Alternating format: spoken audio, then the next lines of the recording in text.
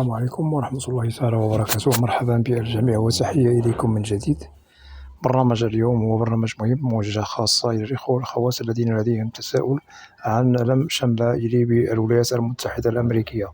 إذن هناك نقاط مهمة سوف نتطرق لها في البرنامج، ولا بأس إن استفدتم من البرنامج أن تقوموا بمشاركته مع الأصدقاء والأحبة، هذا كله لكي تعم الفائدة. ولا تنسوا أن تشتركوا في القناة. إذن التساؤل المهم هو مطروح من طرف إخوة وأخوات مقدم لهم على لم شمل عائلي بالولايات المتحدة الأمريكية. التساؤل المطروح هو عن هل في حالة أن الشخص الذي هو مقدم لهم غير متوفرة فيه الشروط والمؤهلات للتقديم على طلب لم الشمل، هل ستنجح لهم الإجراءات في الحصول على الفيزا بنعم أم لا؟ نؤكد في حالة أن المهاجر الذي يقدم على لم شمل عائلته بأمريكا، سواء مقدم للزوجة أو للأبناء أو مقدم للإخوة أو للوالدين، في حالة أنه لا تستوفي فيه الشروط والمؤهلات المطلوبة من طرف قانون الهجرة الأمريكي والمتعلقة بلم الشمل، فأكيد لن تتم إجراءات التقديم على طلب لم الشمل بخير وسلام، لأنه لازم وضروري ومؤكد أن نجد الشخص المعني بتقديم طلب معاملة لم شمل لأهله بأمريكا. لازم أن تتوفر فيه جميع الشروط والمؤهلات المطلوبة. أذكر منها لازم أنه نجده يتوفر على عمل قار، يشتغل بالولايات المتحدة، لديه مسكن، حساب بنكي، دخل سنوي أكيد مقبول. إذن وهناك شروط أخرى ضروري أن تتوفر في المعني بطلب معاملة لم شمل لأهله بالولايات المتحدة الأمريكية، لأنه في حالة استوفت الشروط فأكيد تبشر بالخير ونستبشر فيها خيرا. وبالنسبة للشخص المقدم له على لم الشمل، ممكن له إن شاء الله يوم الموعد والمقابلة يتحصل على التأشيرة بدون عرقلة بدون مشكل. من الذين يجدوا مشكل في تقديم ملفاتهم لدى مصالح الهجرة بالولايات المتحدة، نؤكد على المهاجر الذي لا تتوفر فيه الشروط مكتملة. ممكن أنه يقدم في المرحلة المبدئية لدى مصلحة الهجرة والمواطنة USS. في هذه المرحلة الأولى ممكن أن الملف لا يقبل، وأكيد لن يتوصل المهاجر بالموافقة المبدئية. أما في حالة أنه تتوفر فيه الشروط والمؤهلات مكتملة وقام بتقديم طلبه، وهو أكيد تتوفر فيه كل الشروط، فإن شاء الله ممكن للموافقة المبدئية يتوصل بها بدون أيها مشكل، ونضمن له أنه يتوصل بالموافقة المبدئية بدون مشكل.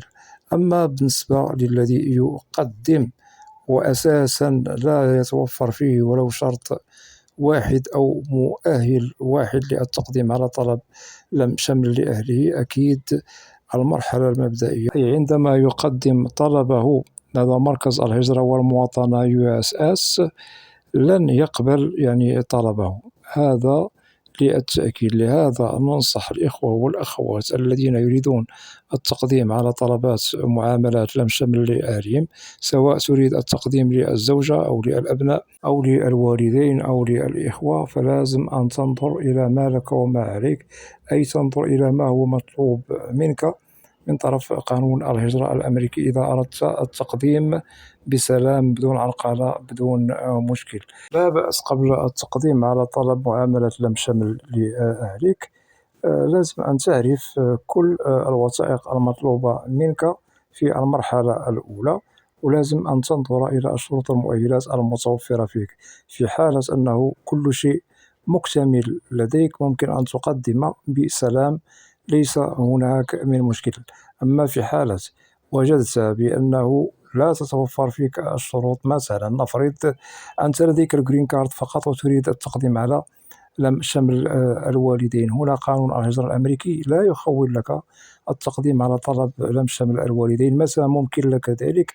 عندما تتحصل على الجنسية الأمريكية. إذن هنا للتقديم على طلب لم شمل الوالدين لازم توفر الجنسية الأمريكية. أما في حالة مثلا لديك الجرين كارد فقط كبطاقة خضراء والتي تعنى بالإقامة الدائمة، فلازم أن تنتظر ريثما تتحصل على الجنسية. ممكن آنذاك تقدم للوالدين، ليس هناك من مشكل.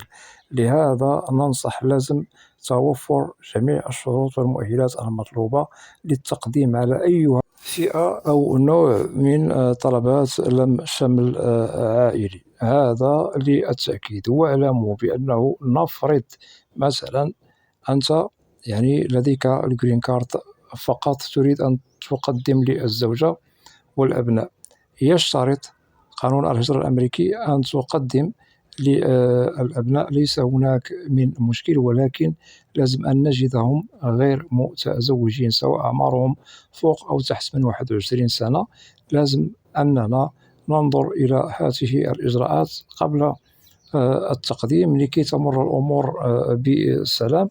وكذلك تنظر هل ممكن لك أن تقوم بكفالة الزوجة والأبناء في وقت واحد، أو أنك تقدم لهم في وقت واحد.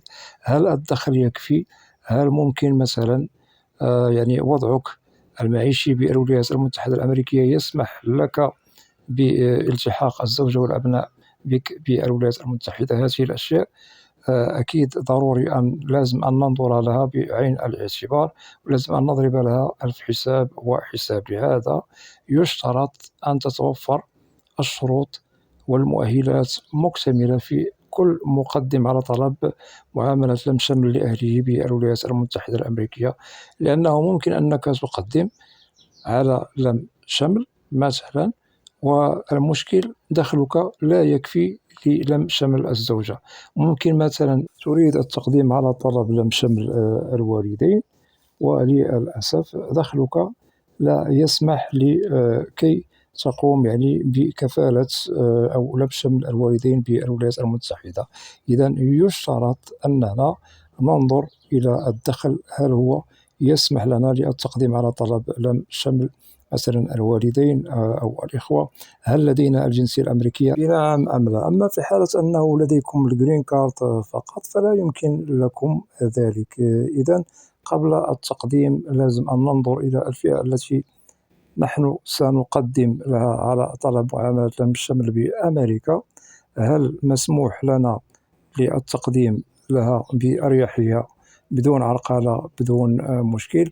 ننظر هل هو مسموح لنا للتقديم على كل فئات لم شمل عائلي. نؤكد في حالة تتوفرون على الجرين كارد مع الجنسية الأمريكية، أكيد قانون الهجرة الأمريكي يخول لكم أن تقدموا لفئات لم شمل درجة أولى ودرجة ثانية، سواء للزوجة، الأبناء الأعمار فوق من 21 سنة وتحت من 21 سنة، متزوجين أو غير متزوجين. التقديم كذلك على طلب لم شمل الإخوة ولم شمل الوالدين. إذا في حالة أنكم تتوفرون على الجرين كارد مع الجنسية الأمريكية، فقانون الهجرة الأمريكي يخول لكم أن تقدموا لفئات لم شمل عائلي، سواء درجة أولى ودرجة ثانية، ووضحنا لكم ذلك. أما بالنسبة للذين لديهم جرين كارد فقط، يخول لهم قانون الهجرة الأمريكي أن يقدموا للأزواج، سواء للزوجة أو الزوج، والأبناء الذين هم غير متزوجين، سواء فوق أو تحت من 21 سنة. هذا للتأكيد. لهذا نؤكد يشترط من المهاجر الذي يريد التقديم على طلب معاملة لم شمل أهله بأمريكا أن ينظر إلى القانون الذي هو مقيم به بالولايات المتحدة الأمريكية. هل لديه الجرين كارد فقط أم لديه الجرين كارد مع الجنسية الأمريكية؟ وهذا أكيد سوف يسهل عليه المرحلة المبدئية للتقديم على طلب لم شمل بأريحية. ولا ننسى بأن هناك شروط ومؤهلات مهمة ضروري ومؤكد تتوفر في المهاجر إذا أردنا للشخص المراد لم شمله النجاح والحصول على الفيزا بسلام. وسبق لي أنني وضحت الشروط والمؤهلات مكتملة. ممكن لكم العودة إلى برامج عبر القناة والمتعلقة ببرنامج لم شمل عائلي بالولايات المتحدة الأمريكية، وسوف تستفيدوا أكثر وأكثر. إذا وضحنا لكم نقاط يعني بالمختصر المفيد. لازم على كل مهاجر بالولايات المتحدة الأمريكية قبل التقديم ينظر إلى كل المقومات والمعطيات، وكذلك إلى الشروط والمؤهلات المطلوبة منه من طرف قانون الهجرة الأمريكي إذا أراد التقديم لأهله بسلام بدون عرقلة بدون مشكل، لأنه نجاح الحصول على التأشيرة هو مرهون بالوضع المعيشي والدخل والعمل الذي يتوفر عليه المهاجر الذي هو من الأهل والمقيم بالولايات المتحدة الأمريكية إقامة دائمة، سواء لديه الجرين كارد فقط أو لديه الجرين كارد مع الجنسية الأمريكية. إذا ننصح قبل التقديم على طلب لم الشمل ضروري ومؤكد ننظر إلى كل النقاط المهمة وكل الأشياء التي هي مطلوبة منا قبل التقديم على طلب لم الشمل لنجاح حصول على التأشيرة، سواء كانت للزوجة أو للأبناء أو للإخوة أو للوالدين.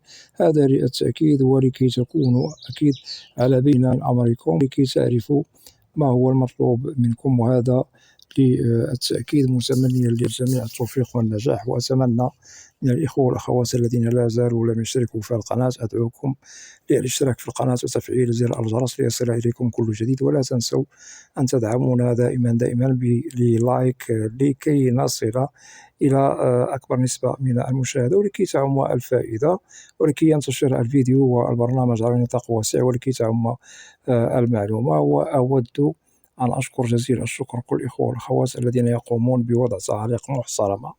مرحب بكم جميعا بأسمائكم. وبالنسبة للقناة محتواها كامل وشامل عن الهجرة والمهاجر إلى الولايات المتحدة الأمريكية بشكل عام وكتعريف.